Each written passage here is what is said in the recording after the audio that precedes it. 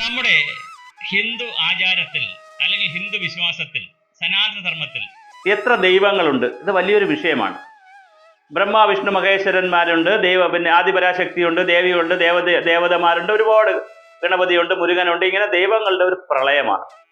30 ദൈവങ്ങളുണ്ടെന്നാണ് പറയുന്നത്. ഇപ്പൊ 30 അല്ല, അത് പറഞ്ഞ കാലത്ത് അത്രയും ജനങ്ങളെ ഉണ്ട്. ഇപ്പൊ 800 കോടി ആളുകളുണ്ടെങ്കിൽ 800 കോടിക്ക് 8000 കോടി ആണ് ഇപ്പോഴത്തെ ദൈവങ്ങൾ. ഇത്രയും ദൈവമുണ്ടോ? വലിയൊരു ചോദ്യമാണ്. ക്രിസ്ത്യാനികളെ സംബന്ധിച്ചിടത്തോളം ഏകദൈവമാണ്. യേശുവിൽ വിശ്വസിക്കുന്നു. അള്ളാഹുവിനെ വിശ്വസിക്കുന്ന മുസ്ലിങ്ങൾ അല്ലെങ്കിൽ ഇസ്ലാമിസ്റ്റുകൾ. ഹിന്ദുക്കൾ എന്താണ് ഇത്രയും ദൈവങ്ങൾ? സനാതന ധർമ്മം അനുസരിച്ചാണെങ്കിലും വേദങ്ങൾ പറയുന്നതനുസരിച്ചായാലും വേദാന്തങ്ങളിൽ പറയുന്നതനുസരിച്ചും ഏകദൈവമേ ഉള്ളൂ. God is a universal consciousness.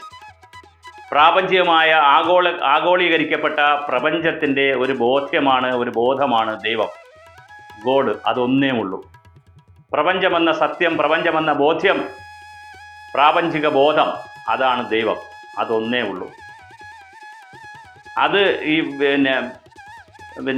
വളരെ വിഷയങ്ങൾക്ക് അതീതമാണ്, രൂപങ്ങൾക്ക് അതീതമാണ്, ഭാഷയ്ക്ക് അതീതമാണ്, കാമക്രോധ ലോഭങ്ങൾക്കെല്ലാം അതീതമായിട്ടുള്ള പ്രപഞ്ചത്തിൻ്റെ ഏറ്റവും സൂപ്പർലേറ്റീവായിട്ടുള്ള, സൂപ്പർ മോസ്റ്റ് ആയിട്ടുള്ള, ആപേക്ഷികമായ അല്ലാത്ത, ഏറ്റവും യാഥാർത്ഥ്യത്തിലുള്ള, സൂപ്പർ കോൺഷ്യസ് ആയിട്ടുള്ള ബോധ്യമാണത് മനസ്സിൻ്റെ. അതിൽ നിന്ന് നമുക്ക് ഇഷ്ടമുള്ള വൈവിധ്യമുള്ള രീതിയിൽ മനുഷ്യർ ജീവിക്കുന്ന പോലെ, ഇഷ്ടമുള്ള വസ്ത്രങ്ങൾ ധരിക്കുന്ന പോലെ, ഇഷ്ടമുള്ള ആഹാരം കഴിക്കുന്നത് പോലെ, വ്യത്യസ്തമായ ഫലവൃക്ഷാദികൾ നടന്നതുപോലെ, പല രൂപത്തിലുള്ള ഇൻഫ്രാസ്ട്രക്ചർ ഉണ്ടാക്കുന്ന പോലെ, വൈവിധ്യപൂർണമായ പലതും ചെയ്യുന്നത് പോലെ നമ്മൾ എന്തും ചെയ്യുന്നു? ഈ ഏക ദൈവത്തിന് പല രൂപങ്ങൾ കൊടുക്കുന്നു, പല വിഗ്രഹങ്ങൾ കൊടുക്കുന്നു. അത് പാവങ്ങളുടെ രൂപത്തിൽ കൊടുക്കുന്നു, പല മറ്റ് പ്രായങ്ങളുടെ രൂപത്തിൽ, പ്രായത്തിൻ്റെ രൂപത്തിലൊക്കെ കൊടുക്കും. കുട്ടികൃഷ്ണനുണ്ട്, മുതിർന്ന കൃഷ്ണനുണ്ട്, കല്യാണം കഴിച്ച കല്യാണം കഴിക്കാത്ത നിത്യബ്രഹ്മചാരി അയ്യപ്പനുണ്ട്, വിവാഹിതനായ ശാസ്താവുണ്ട്. അങ്ങനെ പണത്തിനെ കണക്കാക്കിയിട്ട് ദേവിയെ നമ്മൾ വെച്ചിട്ടുണ്ട്.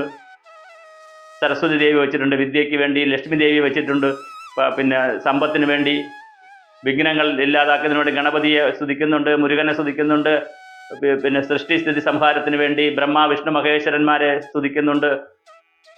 അങ്ങനെ നമുക്കിഷ്ടമുള്ള കാര്യങ്ങൾക്ക് വേണ്ടി, നമുക്കിഷ്ടമുള്ള ഭാവത്തിലും, ഇഷ്ടമുള്ള രൂപത്തിലും, ഇഷ്ടമുള്ള വേഷത്തിലും നമ്മൾ വിഗ്രഹങ്ങൾ ആരാധിക്കുന്നു. ഈ പ്രപഞ്ച ശക്തികളെ ആവാഹിച്ച് കൊണ്ടുവന്ന് അതിൽ പ്രാണപ്രതിഷ്ഠ നടത്തിയും ആത്മപ്രതിഷ്ഠയൊക്കെ നടത്തി വിഗ്രഹങ്ങളിൽ സന്നിവേശിപ്പിച്ച് അതിനെ നമ്മൾ ആരാധിക്കുന്നു.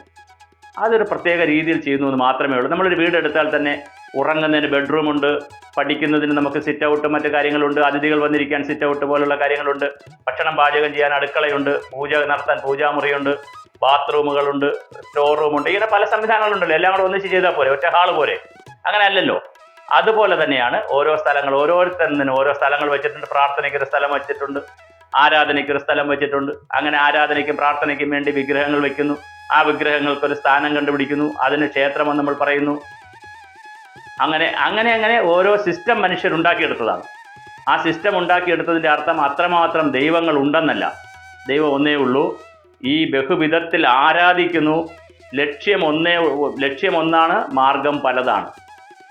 നമ്മൾ ഒരു സ്ഥലത്തെത്താൻ വേണ്ടി സൈക്കിളിൽ പോകുന്നു, കാറിൽ പോകുന്നു, ലോറിയിൽ പോകുന്നു, ഫ്ലൈറ്റിൽ പോകുന്നു, വിമാനത്തിൽ ട്രെയിനിൽ പോകുന്നു, പല രൂപത്തിൽ പോകുന്നു. ചിലർ പറന്നു പോകും. അത്രയേ ഉള്ളൂ വ്യത്യാസം.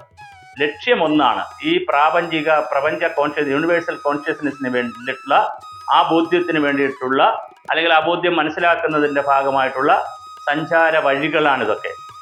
അങ്ങനെയാണ് ബഹുവിധ ആരാധനാക്രമങ്ങൾ വരുന്നത്. അത് ഓരോരുത്തരും അവരവരുടെ സൗകര്യത്തിനനുസരിച്ച്, സാഹചര്യത്തിനനുസരിച്ച്, സ്ഥലത്തിനനുസരിച്ച് കുടുംബദേവത, കുലദേവത, ഇഷ്ടദേവത, പല രൂപത്തിൽ ദേവതാ സമ്പ്രദായം ഉണ്ടാക്കിയെടുത്തിട്ടുണ്ട്. അത് അവരുടെ സൗകര്യത്തിന് കൂടി വേണ്ടിയിട്ടാണ്. ചില ജാതികൾ ഉണ്ടാക്കി വെച്ചിട്ടുണ്ട്, ചില കരക്കാർ അങ്ങനെ ഉണ്ടാക്കി വെച്ചിട്ടുണ്ട്. അത് ഓരോരുത്തരുടെ സൗകര്യത്തിന് വേണ്ടി അവർക്ക് ഇണങ്ങുന്ന രീതിയിൽ, അവർക്ക് മനസ്സിലാകുന്ന ഭാഷയിൽ ഇണങ്ങുന്ന രീതിയിൽ അവർ രൂപപ്പെടുത്തി വെച്ചിരിക്കുന്നതാണ്. അത്തരത്തിലുള്ള പൂജാതി ക്രമങ്ങളായിരിക്കും അവർ ചെയ്യുന്നത്. മത്സ്യം കഴിക്കുന്നവർ അവരുടെ വിഗ്രഹത്തിന്, ദൈവത്തിൻ്റെ രൂപത്തിന് മത്സ്യം കൊടുക്കുന്നവരുണ്ട്, മദ്യം കൊടുക്കുന്നവരുണ്ട്, പല രൂപത്തിലാണിത്. എന്നാൽ വെജിറ്റേറിയൻ മാത്രം ചെയ്യുന്നവരുണ്ട്, പൂ കൊടുക്കുന്നവരുണ്ട്, പാല് കൊടുക്കുന്നവരുണ്ട്, പൊടി കൊടുക്കുന്നവരുണ്ട്, പിന്നെ ഇടുന്നവരുണ്ട്, കുങ്കുമം കൊടുക്കുന്നവരുണ്ട്, നാരങ്ങ വിളക്ക് ചെയ്യുന്നവരുണ്ട്. ഇങ്ങനെ ഓരോ സ്ഥലത്തിൻ്റെയും രൂപത്തിൻ്റെയും ഭാവത്തിൻ്റെയും വ്യത്യാസമനുസരിച്ച് ഓരോ വിഗ്രഹത്തിൻ്റെയും ആരാധനാക്രമം നിശ്ചയിച്ചിട്ടുണ്ട്. അത് വളരെ വ്യത്യസ്തമാണ്, തീർച്ചയായിട്ടും വ്യത്യസ്തമാണ്. അതിനർത്ഥം ഓരോ ദൈവങ്ങൾ ഉണ്ടെന്നല്ല, ദൈവം ഒന്നേ ഉള്ളൂ, അതൊരു കോൺഷ്യസ്നെസ് ആണ്. അതേസമയം ബഹുവിധത്തിലുള്ള ആരാധനാക്രമമുണ്ട്, വിഗ്രഹങ്ങളുണ്ട്. അതിനെ മനുഷ്യർക്ക് മനസ്സിലാകുന്നതിന് വേണ്ടി ഈ നാനാത്വത്തിൽ ഏകത്വം എന്നത് പറഞ്ഞതുപോലെ ഈ വൈവിധ്യമാണ് നമ്മുടെ ജീവിതം എന്നതുപോലെ, വൈവിധ്യമാണ് പ്രകൃതി എന്നതുപോലെ ആരാധനാക്രമവും വൈവിധ്യമാണ്. എന്നാൽ അതിലൊരു ഏകത്വമുണ്ട്. ആ ഏകത്വമാണ് ദൈവം.